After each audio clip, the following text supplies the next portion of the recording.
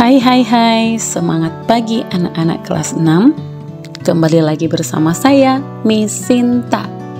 Namun sebelumnya, jangan lupa untuk subscribe, like, dan komen ya.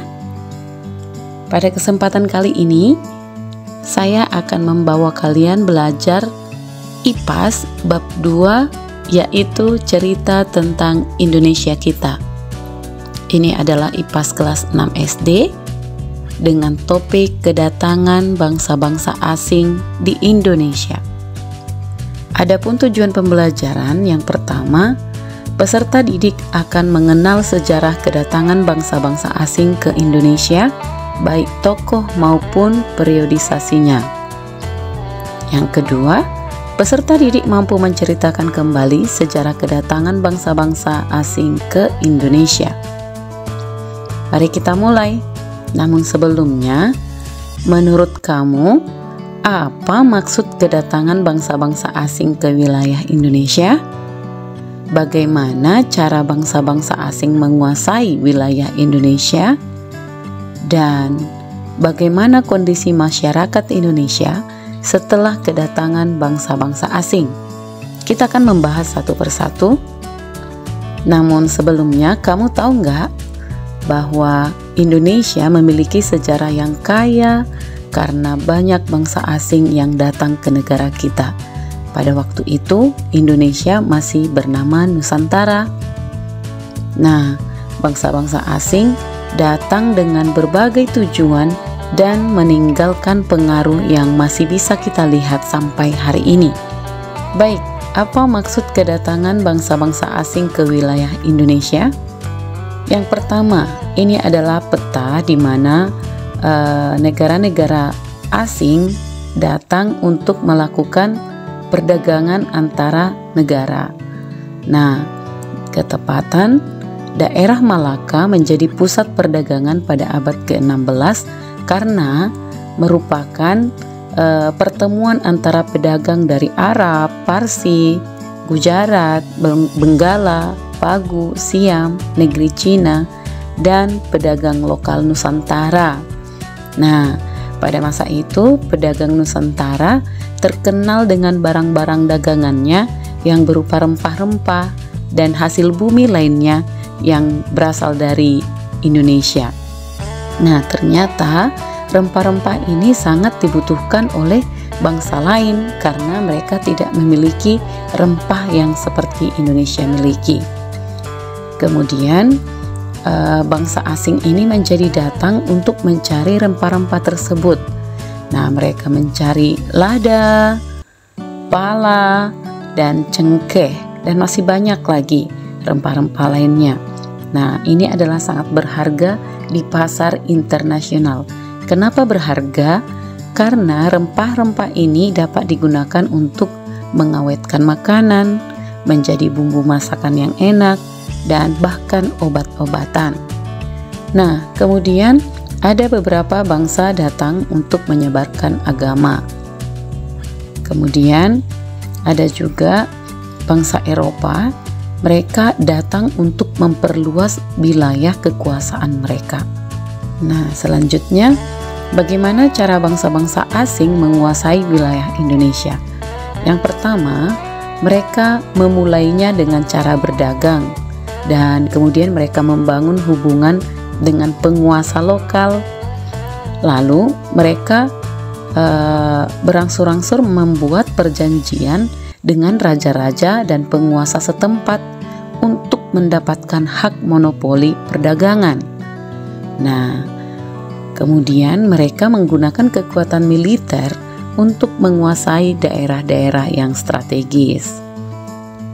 Kemudian mereka juga mendirikan pemerintahan kolonial dan memaksakan aturan mereka terhadap bangsa Indonesia. Nah, mari kita melihat bangsa-bangsa asing yang datang ke Indonesia dengan tujuan dan maksud tertentu. Yang pertama adalah bangsa Portugis.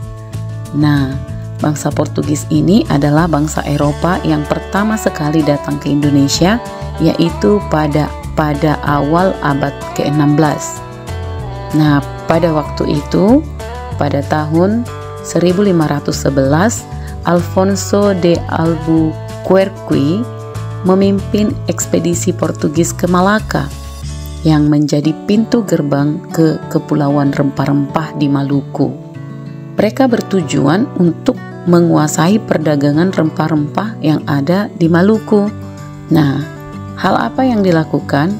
Mereka membangun benteng Ternate dan benteng Tidore untuk melindungi kepentingan dagang mereka sendiri. Kemudian mereka juga menguasai perdagangan rempah-rempah dan memonopoli pasar. Lalu mereka juga memperkenalkan senjata api dan teknologi militer pada penduduk lokal. Kemudian yang kedua adalah bangsa Spanyol. Bangsa Spanyol ini tiba di Maluku pada tahun 1521 yang dipimpin oleh Ferdinand Magellan.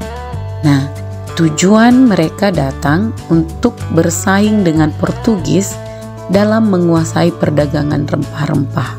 Hal yang mereka lakukan, yang pertama, mereka membangun pos perdagangan di Maluku. Kemudian terjadilah konflik antara Portugis yang berujung pada perjanjian Saragossa tahun 1529. Kemudian mereka akhirnya menetapkan garis demarkasi yang membagi wilayah kekuasaan antara Portugis dan Spanyol. Kemudian selanjutnya adalah bangsa Belanda. Nah, Belanda ini tiba di Indonesia pada akhir abad ke-16. Nah, mereka memiliki tujuan utama untuk menguasai perdagangan rempah-rempah dan mengalahkan Portugis. Nah, dalam hal ini mereka mendirikan VOC pada tahun 1602 untuk mengatur perdagangan. Hal yang dilakukan adalah membangun benteng dan pos perdagangan di berbagai wilayah seperti Batavia yang disebut dengan Jakarta sekarang, kemudian Ambon dan Makassar.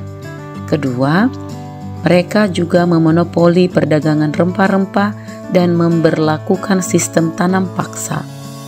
Kemudian yang ketiga, mereka menguasai pelabuhan penting dan memperkenalkan sistem administrasi kolonial. Nah, selanjutnya adalah bangsa Inggris. Inggris tiba di Indonesia pada awal abad ke-17. Tujuan utama mereka tidak lain yaitu mereka ingin bersaing dengan Belanda dalam menguasai perdagangan rempah-rempah. Mereka mendirikan EIC atau East India Company dan membuka pos perdagangan di beberapa wilayah. Nah, hal-hal yang mereka lakukan adalah mereka menguasai beberapa wilayah seperti Kota Bengkulu dan Malaka. Kemudian mereka juga memperkenalkan sistem administrasi yang berbeda seperti sistem pajak dan sistem pertanian. Dan juga mereka membuat perjanjian dengan Belanda yang mengakhiri persaingan dan menetapkan batas wilayah kekuasaan. Bagaimana kondisi masyarakat Indonesia setelah kedatangan bangsa-bangsa asing itu? Yang pertama, dari sisi sosial, kehidupan masyarakat menjadi berubah dengan adanya pengaruh budaya asing. Dengan faktor ekonomi, pengenalan tanaman baru dan perdagangan internasional. Kemudian, kebudayaannya juga terdapat perpaduan antara budaya asing dengan budaya lokal seperti dalam hal seni dan bahasa. Kemudian, dalam aspek pendidikan, sistem pendidikan yang diperkenalkan oleh bangsa lain. Kemudian, apa saja dampak kedatangan bangsa asing? Dampak sosial kedatangan bangsa asing, berubahnya struktur sosial di Indonesia. Kemudian, berpengaruhnya budaya asing dalam kehidupan sehari-hari. Lalu, terjadinya perlawanan dari masyarakat lokal. Dampak ekonomi kedatangan bangsa asing yaitu memonopoli perdagangan oleh bangsa asing, pengenalan tanaman baru dan teknologi pertanian, perubahan sistem ekonomi lokal. Sedangkan dampak budaya kedatangan bangsa asing yaitu pengaruh seni, musik, dan arsitektur, kemudian pengenalan agama dan kepercayaan baru, lalu asimilasi dan adaptasi budaya lokal dengan budaya asing. Nah, perlawanan yang dilakukan terhadap bangsa asing yaitu muncullah perlawanan dari kerajaan-kerajaan lokal seperti Sultan Agung dari Mataram, kemudian Sultan Hasanuddin dari Makassar, dan Pangeran Diponegoro dari Jawa. Nah, mereka ini terus melakukan perlawanan yang berkelanjutan sehingga Indonesia menjadi merdeka pada tahun 1945. Nah, kesimpulan. Jadi, kedatangan bangsa asing membawa perubahan besar bagi Indonesia, baik secara ekonomi, sosial, maupun budaya. Meskipun ada banyak tantangan, namun semangat juang bangsa Indonesia tidak pernah padam dan terus melawan penjajahan hingga mencapai kemerdekaan. Nah, pertanyaan untuk diskusi yang pertama, mengapa rempah-rempah begitu penting bagi bangsa asing? 2. Apa dampak positif dan negatif dari kedatangan bangsa asing di Indonesia? Ketiga, bagaimana sejarah ini dapat mempengaruhi kehidupan kita sampai sekarang? Nah, anak-anak, mari kita selalu mengenang perjuangan para pahlawan kita. Teruskan semangat juang mereka dalam kehidupan kita sehari-hari dengan cara rajin belajar dan melakukan hal-hal positif agar pengalaman yang tercipta bermakna sekarang dan di masa depan. Baik, terima kasih. Saya Miss Sinta, sampai bertemu pada pembelajaran yang akan datang. Bye-bye.